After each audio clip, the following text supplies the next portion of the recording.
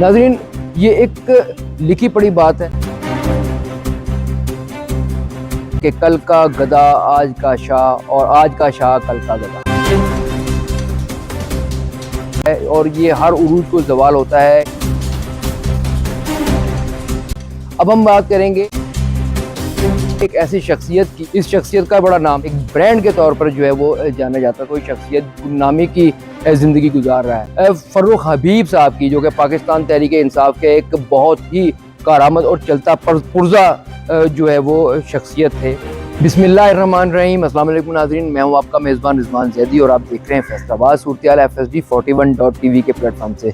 नाज़रीन, ये एक लिखी पड़ी बात है, यूनिवर्सल है कि कल का गधा आज का शाह और आज का शाह कल का गधा। ये एक मकाफ़ात अमल है और ये हर उरूज को ज़वाल होता है। कभी भी कोई उरूज नहीं रहता और कभी भी कोई ज़वाल नहीं रहता। हमेशा अप डाउन आते रहते हैं।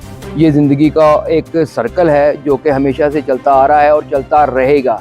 अब हम बात करेंगे एक ऐसी शख्सियत की जो कभी बड़ी कदावर शख्सियत हुआ करती थी और इस शख्सियत का बड़ा नाम था। एक एम्बेसडर के तौर पर, एक ब्रांड के तौर पर जो है वो जाना जाता था, लेकिन आज वो शख्सियत गुमनामी की ज़िंदगी गुजार रहा है। आज हम बात करेंगे फ़र्रुख हबीब साहब की, जो कि पाकिस्तान तहरीक इंसाफ के एक बहुत ही कारामद और चलता पुर्जा जो है वो शख्सियत थे, लेकिन आज वो एक गुमनामी की ज़िंदगी गुजार रहे हैं। किसी को मालूम नहीं है कि फ़र्रुख हबीब कहाँ हैं, क्या कर रहे हैं, किस हाल में हैं। उनके करीबी रिश्तेदारों दोस्तों को मालूम होगा, लेकिन आम आदमी को नहीं मालूम कि फ़र्रुख हबीब जो हैं वो आजकल कहाँ हैं।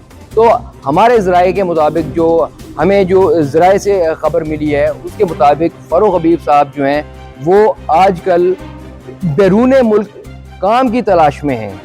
ये बड़ी ऑथेंटिक और ख़बर जो है हमें ज़राए से मिली है। उसके मुताबिक फ़र्रुख हबीब जो हैं वो मुख्तलिफ एजेंटों से बैरून मुल्क जो है वो काम के लिए जो मालूमात ले रहे हैं, वीज़े के मुतालिक जो है मालूमात ले रहे हैं। इसके अलावा ये भी सुनने में आया है कि फ़र्रुख हबीब साहब जिस मुल्क जाना चाह रहे हैं वो मुल्क है इटली। वहाँ जाकर फ़र्रुख हबीब जो है वो काम करना चाह रहे हैं, क्योंकि वहाँ पर जो है कोई, यही सुनने में है, यही ज़राए के मुताबिक कि वो कोई शॉपिंग मॉल है, ग्रोसरी मॉल है, वहाँ पर जो है वो काम करने के ख्वाहिशमंद हैं। उनको वहाँ पर जो है वो जॉब हो सकता है वो मिल जाए या मिलने वाली है, कुछ भी कहा जा सकता है, लेकिन जो फ़िलहाल सूरत हाल ये है कि वो बैरून मुल्क जाना चाह रहे हैं वहाँ पर काम करने के हवाले से। अब नाज़रीन, बात हम करते हैं फ़र्रुख हबीब साहब के कैरियर की। तो फ़र्रुख हबीब साहब जो है पाकिस्तान तहरीक इंसाफ के प्लेटफॉर्म से उन्होंने जो है वो अपनी सियासत का आगाज़ किया और वफाकी वज़ीर इत्तलात और नशरियात के ओहदे पर पहुँचे और उनका एक नाम था, पूरी दुनिया में उनको इस हवाले से जाना जाता था, पाकिस्तान तहरीक इंसाफ से। लेकिन जब हुआ ये कि इमरान खान का ज़वाल शुरू हुआ, उनको सियासत से जबरन अलहदा कर दिया गया, तो उन्होंने भी अब पार्टी जो है वो बदलने को तरजीह दी। उससे पहले उन्होंने PTI के प्लेटफॉर्म से इलेक्शन लड़ा। उसके बाद जब हुकूमत ख़त्म हो गई तो उन्होंने इस्तेहकाम पाकिस्तान पार्टी, जिसे IPP कहा जाता है, उसमें शमूलियत इख्तियार कर ली। वहाँ से जो है वो टिकट लिया, लेकिन इलेक्शन ना लड़ा और उसके बाद वो IPP से भी जो है वो मुस्ताफ़ी हो गए और गायब हो गए।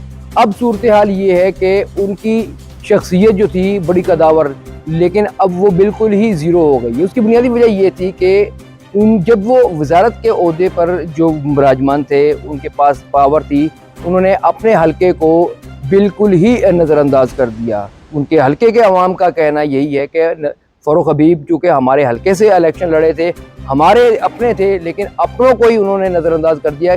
हलके में उन्होंने जाना तक गवारा नहीं किया। हलके के अवाम के साथ क्या प्रॉब्लम थे, क्या मसाइल थे, उन्होंने उन पर भी तवज्जो नहीं दी। इवन कि उन्होंने किसी भी सूरत में कहीं पे भी उनकी प्रेजेंस जो है वो हलके में नज़र नहीं आई, जिसका नुकसान उनको ये हुआ कि हलके की अवाम उनको सख्त नापसंद करती है। लिहाजा अब सूरत हाल ये है कि फ़र्रुख हबीब साहब जो है वो मुख्तलिफ कामों की तलाश में हैं, बाहर जाना चाहते हैं। अब ये देखना ये है कि उनको बाहर काम मिलता है, अगर काम मिलता है तो किस किस्म का काम मिलता है। सारी दुनिया जानती है कि बाहर के मुल्कों में जो काम होते हैं वो क्या होते हैं। बड़े बड़े लोग जो हैं वो वही काम करते हैं जो फ़र्रुख हबीब को जाकर करना पड़ेगा। नाज़रीन, फ़िलहाल इतना ही। अगले प्रोग्राम तक के लिए इजाज़त। अल्लाह हाफ़िज़।